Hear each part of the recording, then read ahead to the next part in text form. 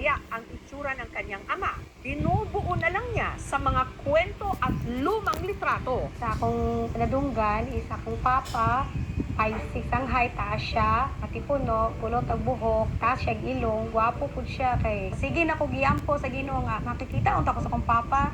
At tila dininig daw ng langit ang kanyang panalangin dahil si Vicky sa kauna-unahang pagkakataon, nakita ang kanyang ama. Hindi siya nito minulto ha, pero nakakapanindig balahibo pa rin. Nung inukay kasi kamakailan ang labi ng ama ni Vicky na inilibing noon pang 1985 o 4 na dekada nang nakalilipas, nagulat sila sa kanilang nadiskubre. Plus ito ang pag-yod mo. Nasyak tuloy ko, ma'am. Nabuog yun, ma'am. Tanaw na ko to yung naong niya. Buog pag yun. Di siya napay ang buhok. Napatuloy ang sapatos. Nagtaka kami, bakit hindi siya naagnas? Yung mama ko nga, 5 taon, naagnas na. Plus ito ang pag-yod mo. Ang hinihinalang dahilan ng ilan kung bakit nangyari ito. Dahil daw sa anting-anting ni Bobby. Parang mo yung may nagimat ba? Matagal na maagnas. Si Bobby, dating sundalo. Pero taong 1985, habang pabalik sa kanyang trabaho sa Zamboanga del Sur, si Bobby pinatay. Pauwi na siya. Kumara. Pagkatapos, bumaba siya. Ningon siya kayo makadlo kay kailan ako ni. Muna to. Naulila ni Bobby ang 4 niyang mga anak at ang misis niyang si Victoria, na ipinagbubuntis pa lang noon ang bunso nilang si Vicky. Ang mga labi ni Bobby nakahimlay sa sementeryong ito. Pero nitong March 27, nagdesisyon si Vicky na hukayin ang puntod ng ama para doon na rin ilagak ang mga labi ng kanilang inang si Victoria na namatay nito lang March 26 dahil sa lung cancer. Sinalit man guto yung kamatayo na kalitan lang niya to din. So wala din naka-ready og mga lubnganan niya. So nag-inquire miya ng bahay sa akong papa nga gilubong. So giingnan man gud mi sa akong auntie nga pwede ra daw ilubong dito. Isa sa mga naghukay ang manugang ni Bobby na si Joel. And then, nagpalit mi og karton o silupin. Kaya mo siya ipuson dito. Kaya gadahom ko na kalansay na iyang 40 years. Pero nung binuksan na raw nila ang kabaong ni Bobby, nanlamig sila sa pakot. Plus ito ang pag-yod mo. Nasyak tuloy ko, ma'am. Nabuog yun, ma'am. Magipalit oh. Ang mga labi kasi ni Bobby na inilibing nila, suot ang uniforme nito, hindi pa rin naagnas. Tanaw na ko to yung naong niya. Napay ang buhok, sapatos, napatuloy ang sapatos. Braso niya na puti-puti sa putahan at talungon. Pangkay mo lang baho. Pero mayroon tubig, pero hindi naman baho. Nahadlok, mamoy.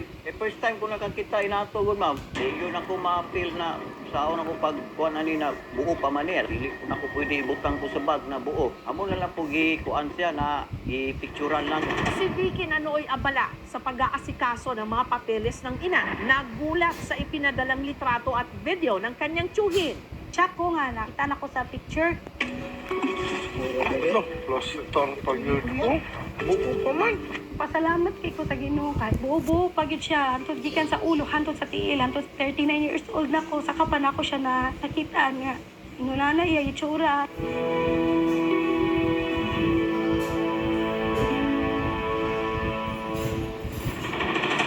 Ang balita tungkol sa hindi naagnas na labi ni Bobby, laman ngayon ng mga usap-usapan sa kanilang bayan. Parang mo yung may nagimat ba? Matagal na maagnas.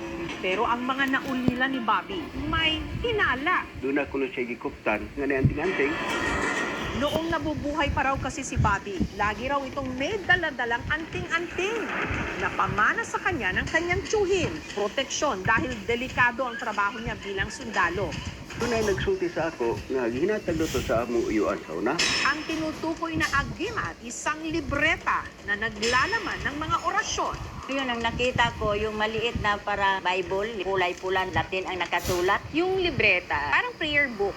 Yung anting-anting simula pa yan sa pre-Hispanic Philippines. Nung dumating yung mga Kastila, ginamit ang anting-anting katuwang ng Katolisismo. Mga sinaunang Pilipino, nag-practice na yan. In-adopt natin ang Christianity alongside with pre-Hispanic beliefs. Magdala sa sayang anting-anting, dili gid siya maigo. Pero kung totoong may bisa ang libreta, bakit si Bobby na may hawak nito noon sinawing palad. Sa butas ng ilong, wala mong lapos.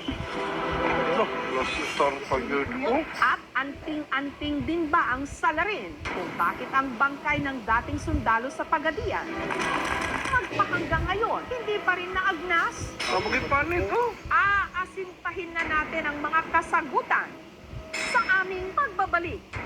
No, nasistar pa yun ko. Dating sundalo sa Pagadian City sa Zamboanga del Sur, kahit 4 na dekada ng patay, nang kamakailan lang hinukay ang labi nito. No, nasistar pa yun ko. Hindi pa rin ito naagnas? Bakit pa nito? Nagtaka kami, bakit hindi siya naagnas? Yung mama ko nga, 5 taon, naagnas na. Paniniwala ng ilan. Dahil di umano ito sa gamit noon ni Bobby na agimat o anting-anting, isang libreta na naglalaman ng mga orasyon. Yun ang nakita ko, yung maliit na para Bible, kulay pula natin ang nakasulat. Magdala sa sayang anting-anting, dili gid siya maigo. Pero sa pananambang kay Bobby taong 1985, siya'y namatay. Ang bala raw kasi tumama na sa ilong ng sundalo.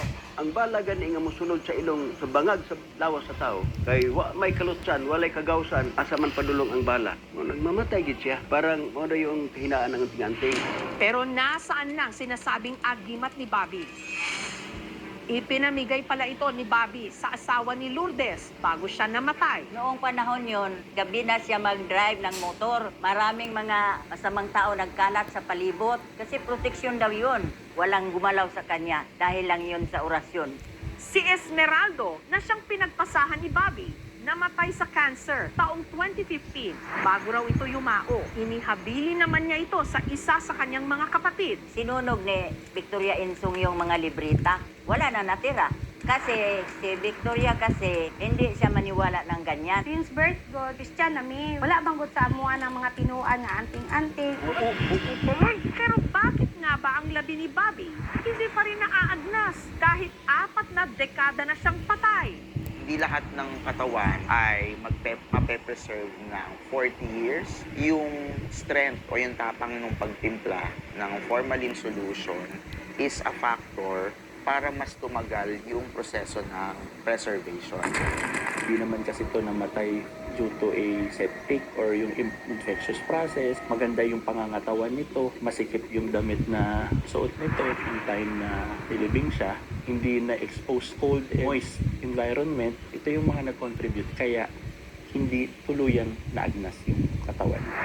Maraming mga tao ang nag-aakala na ang mga anting-anting ay nakapagpapalalim ng kanilang pananampalataya. Ang paniniwala po sa mga anting-anting ay isang bagay na hindi po iminumungkahi ng simbahan. Dili jud siguro gyud na sa anting-anting oy. Kala naara gyud siguro yung purpose ang Ginoo nga nung wala pa gyud na-decompose ang iyang lawas. Sindo gahulat sila sa ako ang mama. Bilang respeto sa yumaong ama, hindi na nila ginalaw ang mga labi nito. Sa halip, ipinatong na lang nila rito ang kabaong ng misis nitong si Victoria.